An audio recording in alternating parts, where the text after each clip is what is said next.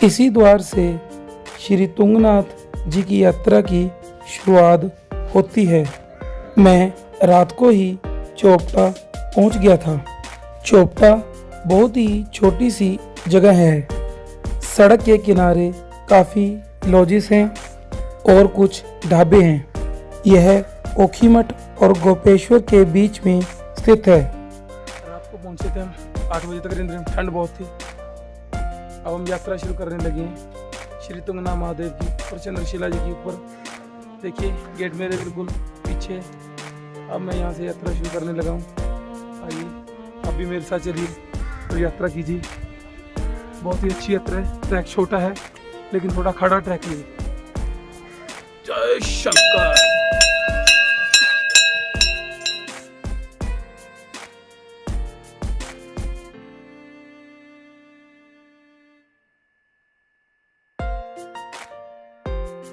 Gate के अंदर entry करते ही यहाँ पे तुंगनाथ मंदिर जी का महत्व लिखा गया है। इसी भी क्या क्या महत्व है देखिए आप।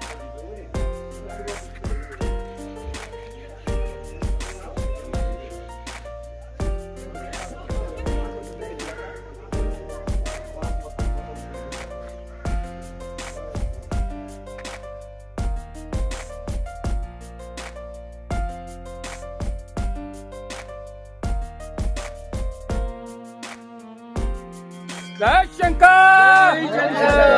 बोलो तुंगनाथ महादेव की जय। ट्रैक शुरू कर दिया है। कोई ज़्यादा लंबा ट्रैक नहीं है, 5 किलोमीटर का ही ट्रैक है। बस धीरे धीरे चलते हैं, देखते हैं कहाँ पहुँचते हैं। रुक रुक के थोड़ी सी चढ़ाई खड़ी है, सभी ने ये बताया है, बाकी देखते हैं आगे। हर यात्रा की तरह मैंने इस यात्रा की शुरुआत भी बहुत तेजी और जोश के साथ शुरू की। मौसम के मामले में मैं और खुश नसीब नहीं हो सकता था। अक्टूबर नवंबर में जैसे हम एक खुले मौसम की कल्पना करते हैं, ठीक वैसा ही मौसम मुझे मिला।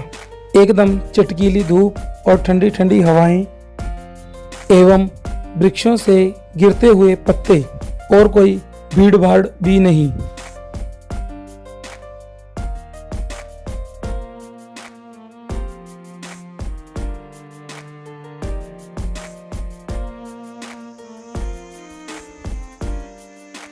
यात्रा के शुरुआत में काफ़ी पेड़ और वृक्ष आते हैं जिनके पत्ते मेरे रास्ते में गिरे हुए थे। जंगल में से काफ़ी जानवरों की आवाज़ें भी सुनाई दे रही थी।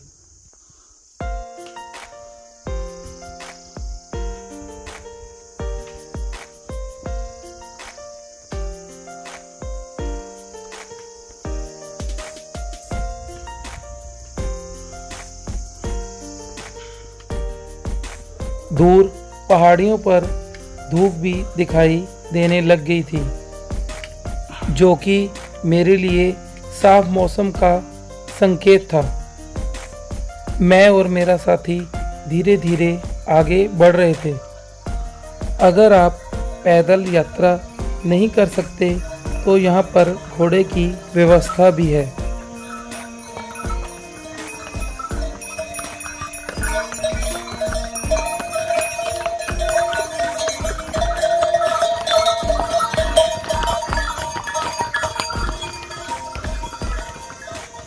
घोड़े के कितने पैसे लेते हो भैया ऊपर जाने के? 700 रुपये एक साइड का। एक साइड का? नीचे जाने का भी? नीचे आने जाने का 1200 रुपये। ठीक है। मुझसे काफ़ी दूर ही सही पर बर्फ के पहाड़ मुझे अब साफ दिखाई दे रहे थे।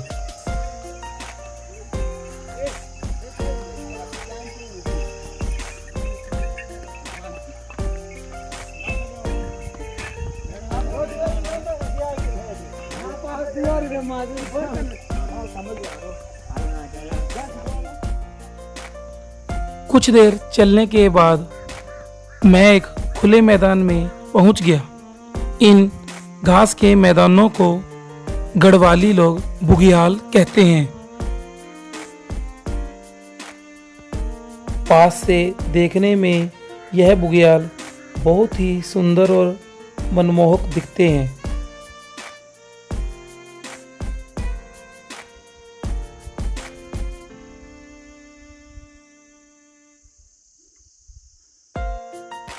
दूसरी तरफ बर्फीले पहाड़ और साफ दिखाई देने लग गए थे क्योंकि मैं अब ऊपर आ गया था। चौखंबा पर्वत चोपटा की तुलना में मुझे पहले से ज़्यादा नज़र आने लग गया था।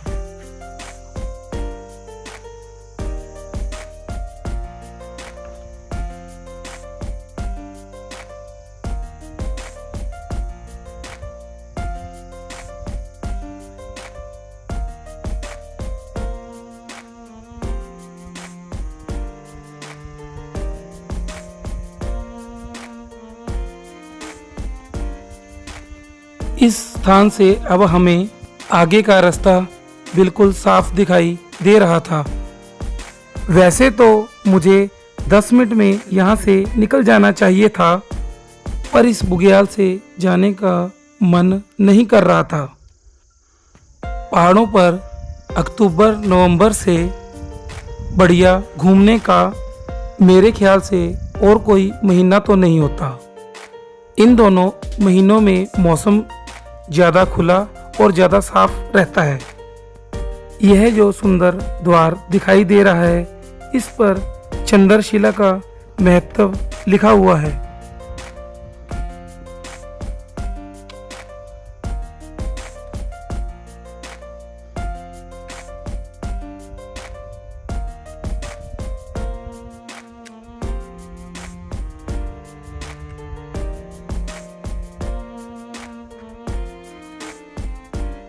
अभी ऑक्सीजन की कमी कुछ खास महसूस नहीं हो रही थी, इसलिए चढ़ने में कोई दिक्कत नहीं आ रही थी।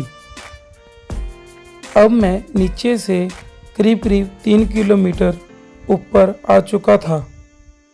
मैं जैसे जैसे ऊपर बढ़ रहा था, मेरा व्यू उतना ही बढ़िया एवं खुला होता जा रहा था।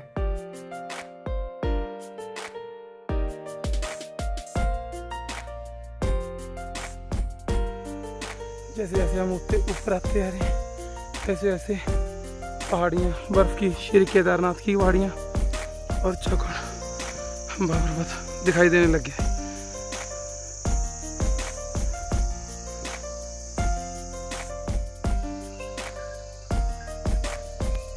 इन जगहों की खास बात यह है कि ऐसे दृश्यों को देखने के लिए हमें पसीना बहाना पड़ता है। हमें वहाँ बिताए हर एक क्षण को ऑन करना पड़ता है।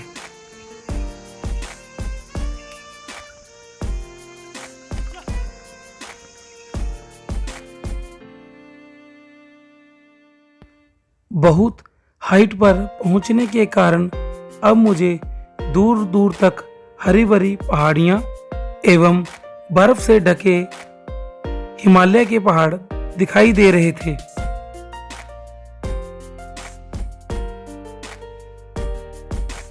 सूर्य की तेज रोशनी के कारण अब मौसम में थोड़ी थोड़ी गर्माहट आ चुकी थी।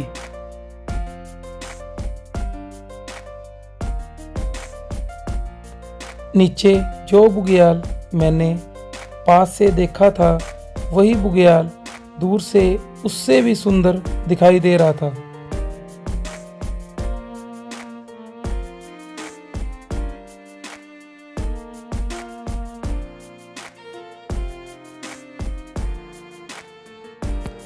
पहाड़ों की सुंदरता को मैं अपने शब्दों में बयान नहीं कर सकता।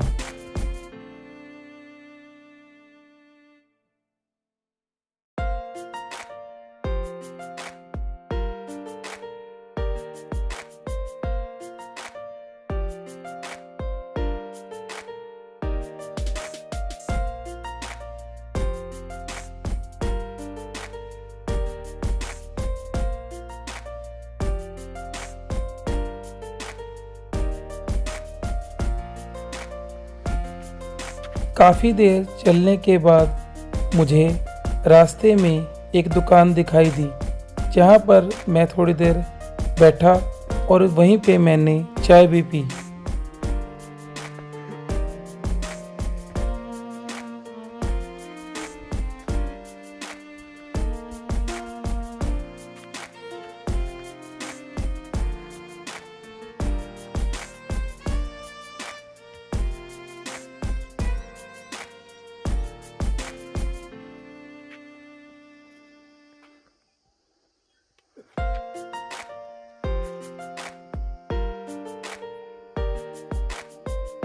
अब मैं उस ऊंचाई पर पहुंच चुका था जहां से मुझे चौखंबा पर्वत करीब करीब पूरा दिखने लग गया था।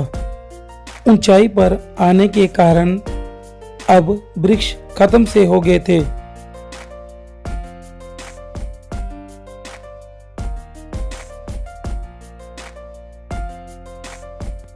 एकदम स्टीक और खड़ी चढ़ाई होने के कारण रास्ता बहुत कठिन था, पर मुझे अपनी यात्रा में रास्ते का आनंद भी बहुत आ रहा था।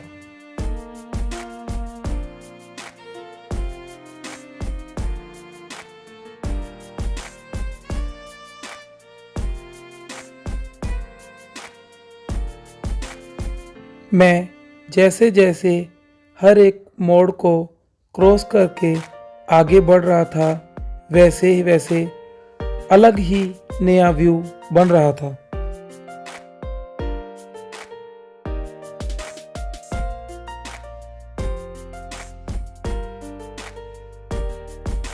अब मैं ऐसी जगह पर पहुंच चुका था जहां से चौखंबा पर्वत मुझे बिल्कुल मेरे सामने खड़ा दिखाई प्रतीत हो रहा था।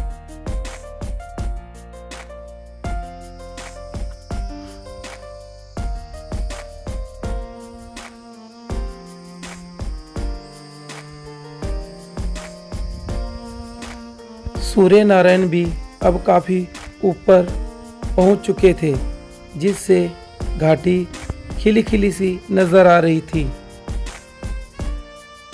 धूप से बर्फ की पहाड़ियां जो दूर दूर दिखाई दे रही थी, अब वह चमकने लग गई थी।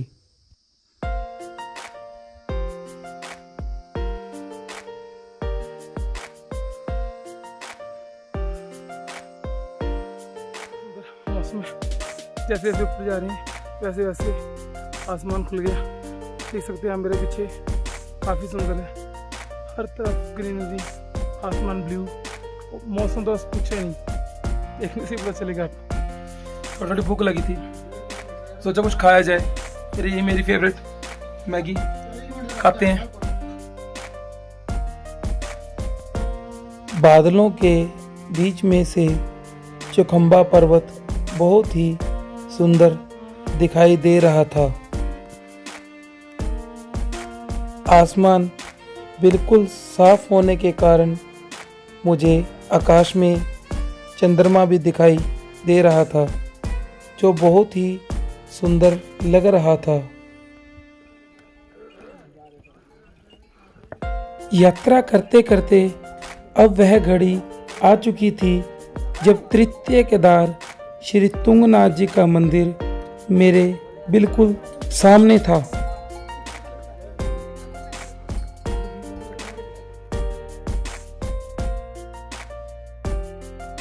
मंदिर से पहले कई लॉज आते हैं, जिनमें आप रात को विश्राम कर सकते हैं, और कई दुकानें भी आती हैं जिनसे आप खाने का सामान खरीद सकते हैं।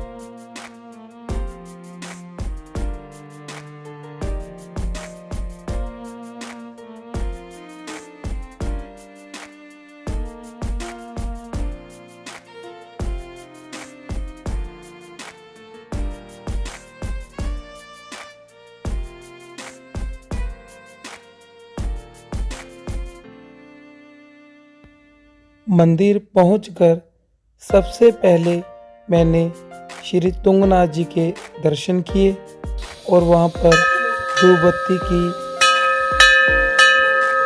और इसी के साथ मुझे 3 केदारी बनने का सौभाग्य भी प्राप्त हो गया।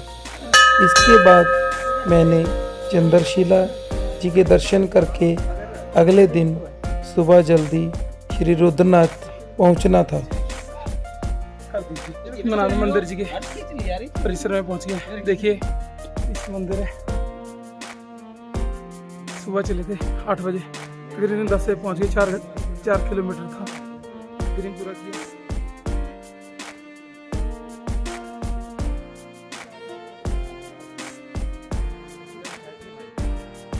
क्या बात है।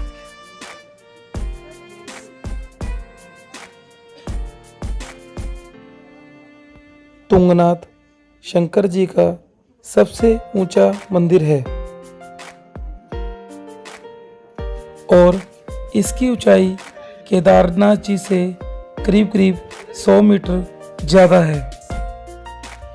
यह मंदिर दिसंबर से अप्रैल तक पूरी तरह बर्फ से ढका रहता है। पंच केदार जी की श्रृंखला में इस मंदिर का स्थान तीसरे नंबर पर आता है। मंदिर के पास एक छोटा भैरवनाथ जी का मंदिर भी है।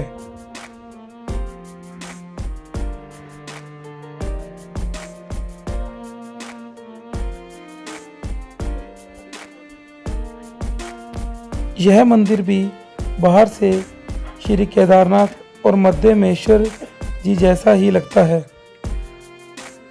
इस मंदिर में शंकर जी के हृदय और भुजाओं की पूजा की जाती है। यहाँ पर भी मंदिर के अंदर कैमरा, मोबाइल लेकर जाना वर्जित है। हाँ जी पंडित, इस मंदिर का क्या महत्व है? यहाँ पे भगवान तुंगनाथ जी, तृतीय केदार बाबा तुंगनाथ जी, ये पंच केदार में तीसरे नंबर के केदार बाबा जी हैं। यहाँ पे भगवान शंकर जी के हृदय और भुजाओं स्वरूप पूजा की जाती है। ये भारत का सबसे ऊंचाई का शिव मंदिर है। यहाँ पे शीतकालीन के लिए आप कपाट बंद हो जाते हैं। भगवान तुंगनाथ जी की डोली मुक्को मठ काम में ले जाई जाती है।